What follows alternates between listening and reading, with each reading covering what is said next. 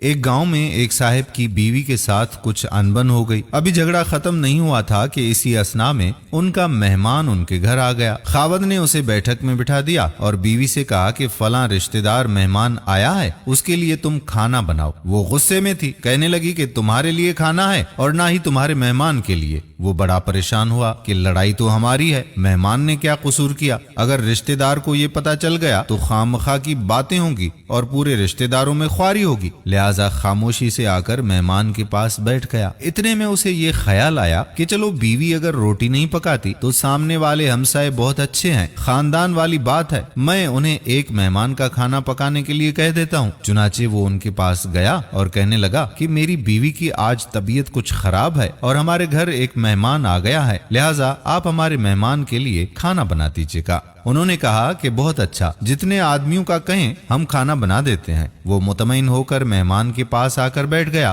کہ مہمان کو کم از کم کھانا تو مل جائے گا اور خواری سے بھی بچ جاؤں گا، جس سے عزت بھی بچ جائے گی۔ تھوڑی ہی دیر کے بعد مہمان نے کہا کہ یار مجھے ذرا ٹھنڈا پانی تو لا دیجیے گا۔ وہ اٹھا کہ گھڑے کا ٹھنڈا پانی لاتا ہوں۔ اندر گیا تو دیکھا کہ بیوی صاحبہ تو زاروں قطار رو رہی ہے۔ وہ بڑا حیران ہوا کہ یہ شیرنی اور اس کے آنسو، یہ رو کیوں رہی ہے؟ کہنے لگا بیگم کیا بات ہے، کیوں رو رہی ہو؟ اس نے پہلے سے بھی زیادہ رونا شروع کر دیا۔ کہنے لگی کہ بس مجھے معاف کر دیں۔ وہ بھی سمجھ گیا کہ کوئی وجہ ضرور بنی ہوگی۔ اس بیچارے نے دل میں سوچا ہوگا کہ میرے بھی بخت جاگ گئے ہیں۔ کہنے لگا کہ بتاؤ تو صحیح کہ کیوں رو رہی ہو؟ اس نے کہا کہ پہلے آپ مجھے پلیز معاف کر دیں، پھر میں آپ کو بات سناؤں گی۔ خیر، اس نے کہہ دیا کہ جو لڑائی جھگڑا ہوا ہے میں نے وہ دل سے نکال دیا ہے اور آپ کو معاف کر دیا ہے، اب بتاؤ کیا ہوا ہے؟ کہنے لگی کہ جب آپ نے آ کر مہمان کے بارے میں بتایا اور میں نے کہہ دیا کہ تمہارے لیے کچھ پکے گا اور نہ ہی تمہارے مہمان کے لیے، اور چلو چھٹی کرو، تو آپ یہاں سے چلے گئے۔ مگر میں نے دل میں سوچا کہ لڑائی تو میری اور آپ کی ہے اور یہ مہمان رشتہ دار ہے، ہمیں اس کے سامنے یہ پول نہیں کھولنا چاہیے۔ چنانچہ میں اٹھی کہ کھانا بناتی ہوں۔ جب میں باورچی خانے میں گئی تو میں نے دیکھا کہ جس بوری میں ہمارا آٹا پڑا ہوتا ہے وہاں سے ایک سفید ریش آدمی اس بوری میں سے کچھ آٹا نکال رہا ہے۔ میں یہ منظر دیکھ کر سہم سی گئی۔ وہ مجھے کہنے لگا کہ اے خاتون پریشان نہ ہو، یہ تمہارے مہمان کا حصہ تھا جو تمہارے آٹے میں شامل تھا۔ اب چونکہ یہ ہمسائے کے گھر میں پکنا ہے اسی لیے وہی آٹا لینے کے لیے آیا ہوں۔ تو میں اس بات کو سوچ کر